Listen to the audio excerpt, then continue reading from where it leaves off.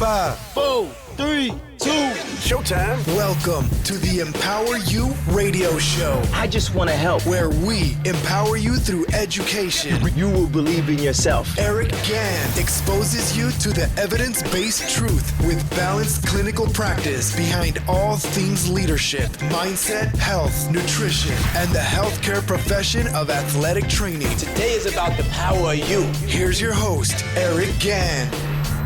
Hi everyone, thank you for listening and welcome back to the show. Today we will be discussing how to exercise to optimize your testosterone. Did you know that too much exercise can lead to decreases in your testosterone? It's true.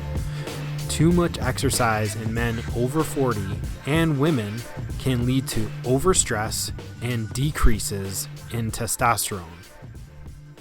Also, you may be thinking this episode is only for men. In reality, it's for men and women. Women need testosterone also. And because of the small amount that women need, it may be even more important for women to be optimizing their testosterone. In women, testosterone is important to build lean muscle, which results in improved metabolism. It also helps build stronger and healthier bones and a healthy and robust immune system. It's not going to make you bulky. This is a huge myth in the fitness world. Having an appropriate amount of testosterone will absolutely not make you bulky. It takes a lot of work, almost putting in hours of a full-time job, lifting a lot of weights for women to become bulky with training and lifting weights. If women have low testosterone, they are more likely to have symptoms of menopause, low libido, and low self-confidence. Now, for men, testosterone has many of the same benefits: producing lean muscle mass, increases in confidence, decrease of depression and memory issues, increases in bone mass, and improved metabolism. And of course, I leave it out to the last, improved libido, because that always seems to be the only thing that men are thinking about, unfortunately, when it comes to testosterone supplementation and optimizing testosterone.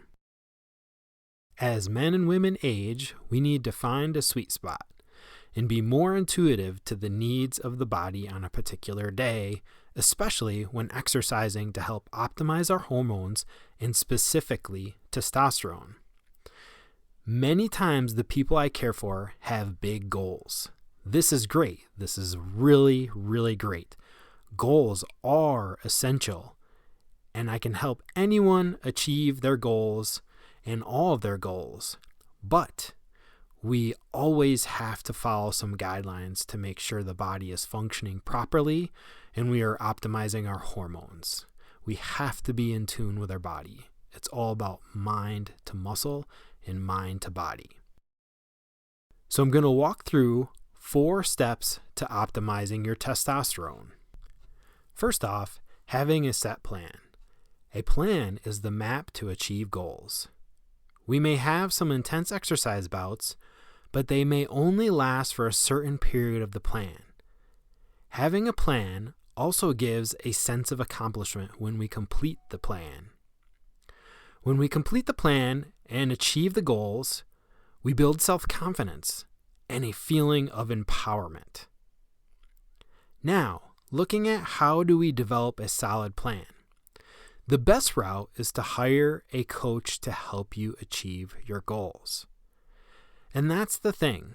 When you hire a great coach, they will listen to you and develop a plan based off of what you like and also what your individual goals are. Also, be ready for the plan to last 8 to 12 weeks. We cannot change too much in 7 to 14 days. Our body needs time, consistency, and practice. On that note, if your coach is constantly changing your weekly exercises, this is a sign of a bad plan. We need to repeat movements and fundamental patterns from week to week. What may change are the weights you're using, the reps you're achieving, and those will help you to achieve your goals. Next, we want to train fundamental patterns or fundamental exercises and movements, both conscious and unconscious. This means make sure you're training in all patterns that are fundamental to you as a human. If you hire a coach and they don't understand what fundamental patterns are or fundamental exercises are in this day and age, that's the first sign that you do not want to hire that coach. So, what do I mean by fundamental patterns and fundamental exercises?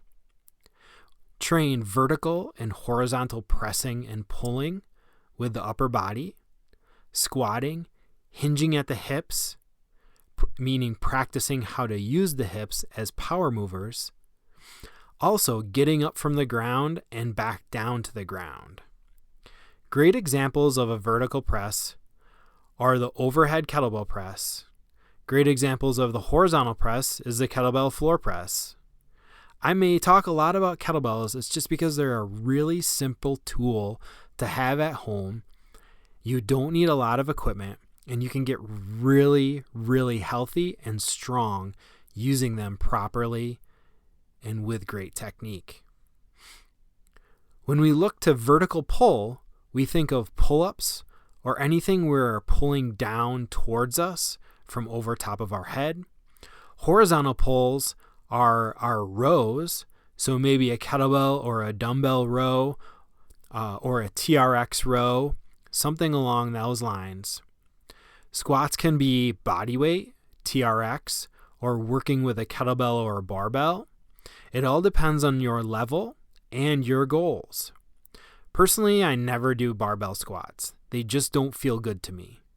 But I can train my squats with other tools that can make me solid and strong and help to reach goals. Next, looking at a hinge movement, the deadlift is by far one of the best to train that hip hinge movement.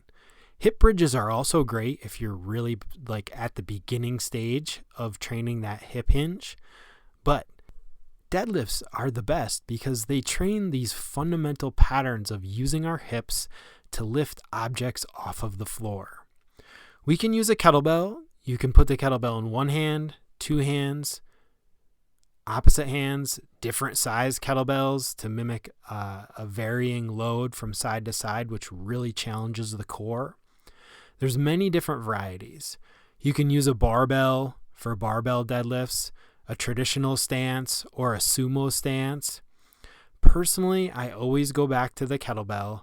I feel like it's the easiest and most fundamental way and most functional way to train the deadlift. Everybody can get some kettlebells.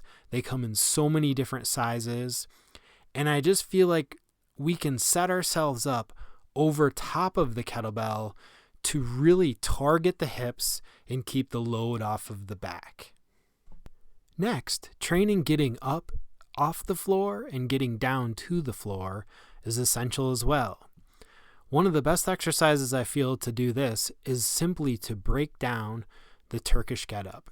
We can break it down into several segments so that we can train it for the newbie, the new exercise person, or we can use the full get-up and load it with a kettlebell for the most advanced training and for your progressions in your training of getting up off the ground and getting back down to the ground. Finally, working on unconscious movements also. This means working on some things that will improve your unconscious gait and your posture. Many times I find that just the fact that you're doing strength training with really great form, I do see people's posture change. It's just an unconscious thing that happens when we build these muscles and tendons and ligaments in really great training positions. It just becomes a habit. It carries over to our daily life. Also, make sure you're lifting weights, not just little pink tiny weights. Lifting really good weights and appropriate weights is absolutely essential. This is what helps us to build and maintain muscle. Listen, building and maintaining muscle mass is the fountain of youth. This is how you will have a robust metabolism and you'll be more anti-fragile. I say that all the time. We want to become anti-fragile, meaning you can sustain a fall if you happen to slip on ice, or you fall down a stair, or you slip. Having more muscle mass is the key to having a fountain of youth. It leads to so many great things. Increased muscle mass and maintaining a low percentage of body fat that's healthy for males and females will give you a robust metabolism. It will optimize your hormones, and you'll have so much more fun in life just going for hikes and walks and anything you want to do to have fun in life. The key question I get all the time is how much should you be lifting? It's completely subjective to you. And this is where, again, a great coach falls in line. They're able to guide you and give you appropriate indications of when you can move up in your weights or where you should be. In my opinion, any little bit is good.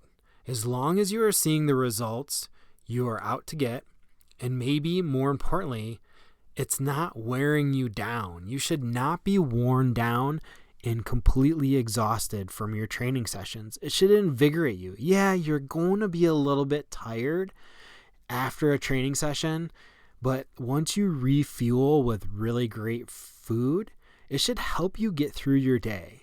And then when it comes to sleep, your exercise should help you sleep. It shouldn't be making you so sore and painful that you actually are not getting sleep. You're more restless. So that's a good indication that you're pushing around too much weights. And if you have a really great coach, you'll let them know about this, and they can easily change the program to give you loads that will load the tissue appropriately, help to build more tissue capacity and tolerance, and help to reduce the risk of your any type of further injury. So again, this is where a solid plan comes into place. Looking at, you should not be cutting out the weights to get that run in or that bike ride in. You should prioritize the weights to help give you a better run or a better ride. We need to prioritize our strength training to help build a healthy metabolism and healthy muscle mass to help facilitate and aid our cardiovascular activities and our other activities of daily living. If the weights are, again, making you too sore, back off, use less load, maybe do a few less reps, but always get your weight training in. Finally, don't overdo it. Training many times a day may help you to reach a short-term goal, but it is not a good long-term action plan. Your training should maybe be an hour to an hour and 15 minutes. On the shorter end, when you're really pressed for time, maybe it's just 30 minutes, but you're always focusing on prioritizing the strength training. That is it. You should be able to hit all your goals in one session of a day. If you're going back for multiple sessions, chances are you're just going to burn out. The rest of the day should be focused on a great lifestyle, family, fun time, and keeping your diet dialed in.